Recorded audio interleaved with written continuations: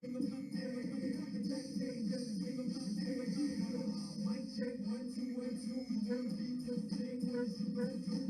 lanky, sidewinding right-hander wearing lucky number 13, Caden Culber, 6'7" and all of 185 pounds, on in the very definition of a pressure situation here in the home half of the sixth. He's got the bases full of UNLV Rebels, and the cleanup batter, the preseason All-Mountain West selection, Eric Bajani, striding in. Culber coming in after Michael Newstrom was brought in to face one batter. The lefty was brought in to face the left-handed batting Jack Thomas Wald.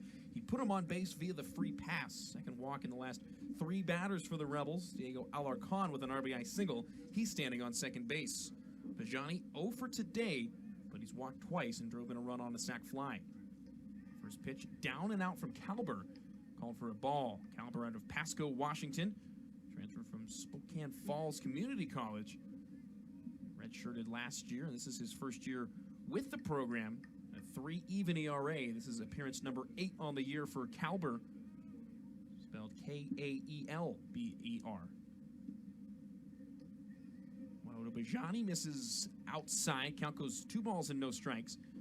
Last time out for Culber was on the 21st against Oregon State. In a loss for the Cougars. It's been the only outing this year in which he's given up runs. He had 6 scoreless outings and gave up 2 runs on 3 hits, including 3 walks to the nationally ranked Oregon State Beavers.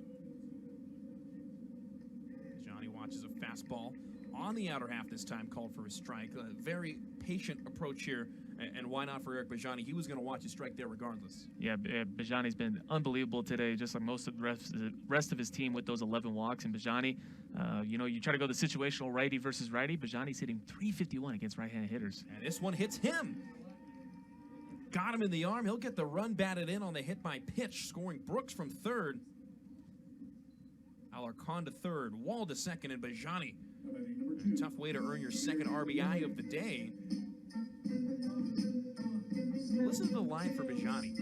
A walk in the first and the second, didn't get past first base. Sacrifice fly in the third. He struck out swinging in the fifth and now has another RBI and a hit by pitch in the 6th inning. It's an interesting day at the yard. Brings up a Darian Williams once again with the bases full. All the work for the Rebels has been done with 2 outs. Pfeiffer and Hare were set down in order to start the inning. Culber with a whipping slider comes in over the inner half to a Darian Williams, who's also 0 for, but like Bajani has a sacrifice fly. 0 for 2 officially for the second baseman. And Matt, this is another inning for UNLV where they've been able to score multiple runs with few hits. I thought has been very impressive for the Rebels so far here today. Another slider, this one missing way outside. Yeah, you mentioned the number. It's at 11 walks on the day for the Rebels, make it 12 after the Jack Thomas Wall base on balls. Just 10 hits. They've got more walks than hits. Impressive. Very, very impressive. And they've got 10 hits. That's a lot of hits for a game.